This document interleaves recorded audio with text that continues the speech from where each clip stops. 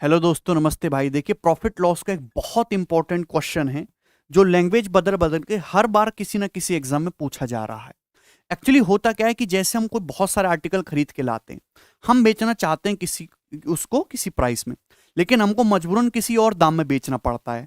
तो एक आर्टिकल के प्राइस में भी चेंज आएगा और ओवरऑल जो आपकी कमाई हुई है उसमें भी चेंज आएगा।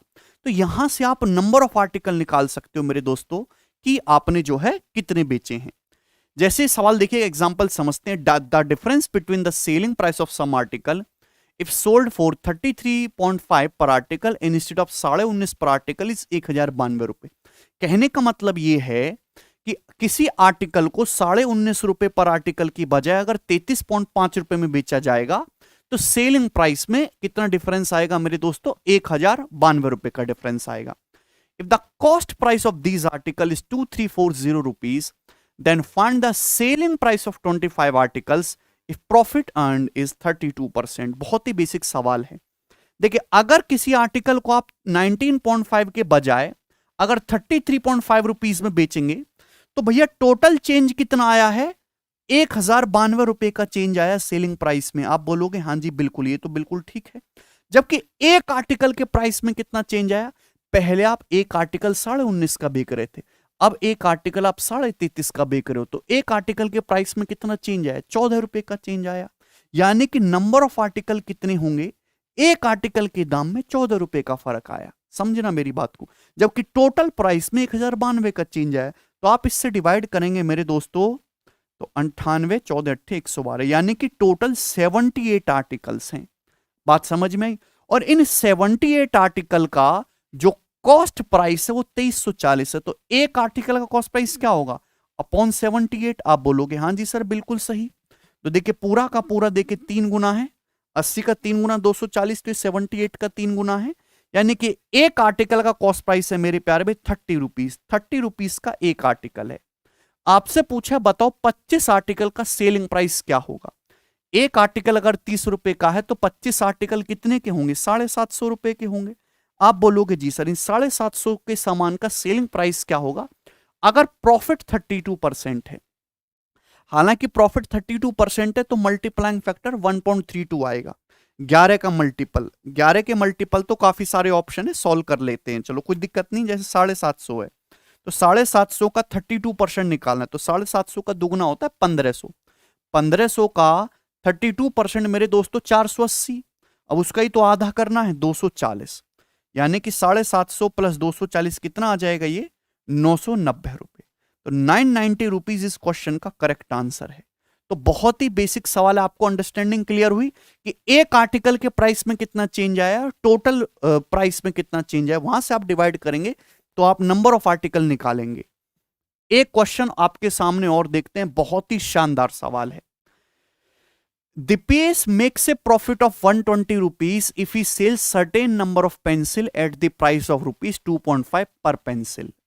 दीपेश 120 रुपए का मुनाफा कमाता है अगर वो पेंसिल को 2.5 रुपए के हिसाब से बेचता है। एक पेंसिल 2.5 की बेचेगा। और 62 रुपीस का नुकसान उठाएगा अगर वो सेम पेंसिल 1.85 रुपए पर पेंसिल के हिसाब से बेचेगा।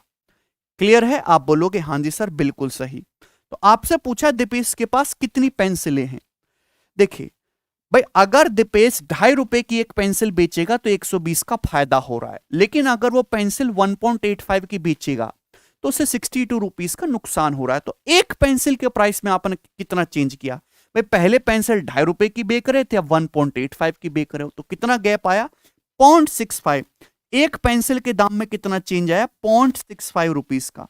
जबकि क्या हुआ मेरे दोस्तों? नेट चेंज क्या आया?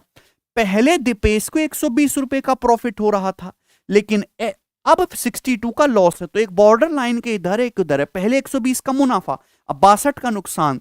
तो कितना डिफरेंस है मेरे दोस्तों? 182 का, 182 रुपीस का। यानी कि पेंसिल कितनी होंगी? 182 अपॉन 0.65।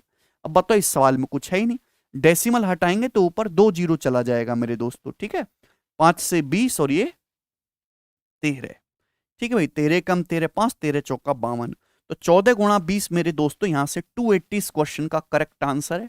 बहुत ही बढ़िया और एक शानदार सवाल था। ठीक है, एक और क्वेश्चन देंगे। देखो तीसरा इस पे। नेक्स्ट ये मैक्सिमम लेवल है इस टाइप की, इससे ज्यादा नहीं पूछेगा। लॉजिकल सवाल है। अमल परचेजेस सम पेंसिल एट ₹8 ईच। अमल ने कुछ पेंसिल खरीदी 8 रुपए के हिसाब से, 8-8 रुपए की एक पेंसिल मिल रही है भाई उसको। To sell these he hires an employ at a fixed wage. अब बताओ, पेंसिल बेचने के लिए भी एक एम्प्लॉय हायर करना पड़ रहा है, ठीक है, एक फिक्स तनख्वाह पे हायर कर लिया। He sells 100 of these pens at ₹12 each. अब इसमें से 100 पेन जो 12-12 रुपए के हिसाब से बेचती है। If the remaining pens are sold at ₹11 each then he makes a net profit of ₹300। अगर मेरे दोस्तों बाकी बचे पेनों को 11 रुपए के हिसाब से बेचा जाए तो 300 रुपए का नेट प्रॉफिट होगा। आप बोलोगे जी सर बिल्कुल सही। While he makes a net loss of ₹300 if the remaining pen are sold at ₹9 each। लेकिन अगर बाकी पेनों को 9 रुपए का आप बेचोगे तो आपको 300 रुपए का नेट लॉस होगा। तो आपसे पूछा है कि बताओ इंप्लॉय की तनख्वाह क्या है, कर्मचारी का वेतन क्या है इंडियन रुपीस में।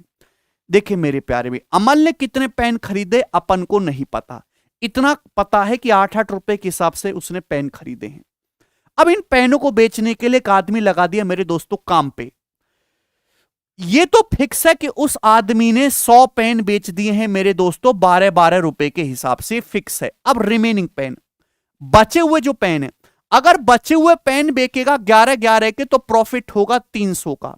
लेकिन अगर यही बचे हुए पेन मेरे दोस्तों बेचे जाएंगे 9 रुपए के तो लॉस होगा 300 का। यानी कि मेरे दोस्तों 300 का प्रॉफिट जो है 300 के लॉस में बदल गया। तो नेट कितने का चेंज आया, 600 का। भाई ये पेन कितने बेच रहे थे पहले आप, 11 में, अब कितने में बेच रहे हो, 9 रुपए में। एक पेन के प्राइस में कितना चेंज आया, 2 रुपए। तो एक्चुअल में पेन कितने होंगे, 300।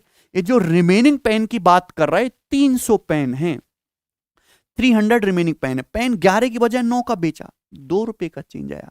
पहले 300 का मुनाफा था, आज 300 का लॉस है, टोटल 600 का चेंज है। तो पेन कितने, 300 पेन रिमेनिंग पेन है मेरे दोस्तों, टोटल नहीं है। टोटल पेन अगर आपसे पूछेगा तो 400 है, 100 ये और 300 ये। आपसे पूछा है कि एम्प्लॉय का वेज है ना, आदमी की जो है उसने काम पे लगा उसकी तनख्वाह। तो आप चाहे पहले केस से निकाल लो चाहे दूसरे केस से निकाल लो, वो इच्छा आपकी है। पहला केस देखिए भाई, अमल ने 8 रुपए का एक पेन खरीदा था, कोई प्रॉब्लम नहीं। 100 पेन तो बेचे उसने 12-12 के, यानी कि एक पेन पे कितने का फायदा कमाया, 4 रुपए का। तो 100 पेन पे कितना प्रॉफिट कमाएगा, 400 का। अब रिमेनिंग कितने पेन है, 300। ये रिमेनिंग 300 पेन कितने बेचे, 11-11 रुपए के बेचे। अब बताओ अगर 8 रुपए का पेन खरीद के 11 में बेचेगा तो 3 रुपए का फायदा होना चाहिए। अब 300 पेन पे कितना फायदा होगा, 900 पेन, 900 रुपए का। यानी कि जो टोटल प्रॉफिट होना चाहिए अमल को वो होगा 1300 रुपए, 1300 रुपीज टोटल प्रॉफिट होना चाहिए। लेकिन सवाल तो कह रहा है कि नेट प्रॉफिट केवल 300 रुपए का हुआ। तो 1300 का प्रॉफिट होना चाहिए था, हुआ 300। तो ये 1000 रुपये कहां गया, ये 1000 रुपए ही इंप्लॉय को हमने तनख्वाह के रूप में दे दिया। कमाया 1300, 1000 रुपए इंप्लॉय को दे दिया, 300 रुपए अपनी पॉकेट में आया, वही हमारा नेट प्रॉफिट था। इसलिए शब्द यहां पर नेट प्रॉफिट लगा है। तो यानी कि 1000 रुपीज जो है वो इंप्लॉय का वेज है। बताओ समझ में आया। तो बहुत ही प्यारा सवाल है। ऐसे सवाल आजकल लैंग्वेज बेस्ड बहुत ही ट्रिकी क्वेश्चन पूछे जा रहे हैं, ठीक है ना। तो मैं कोशिश करूंगा कि आगे ऐसे भी शॉर्ट वीडियो में जो नए नए टाइप निकल के आ रहे हैं उनको आपको करवाया जाए, ठीक है। आपको ये पसंद आया है, समझ में आया तो आप कमेंट सेक्शन में मुझे जरूर बताएं। धन्यवाद भाई।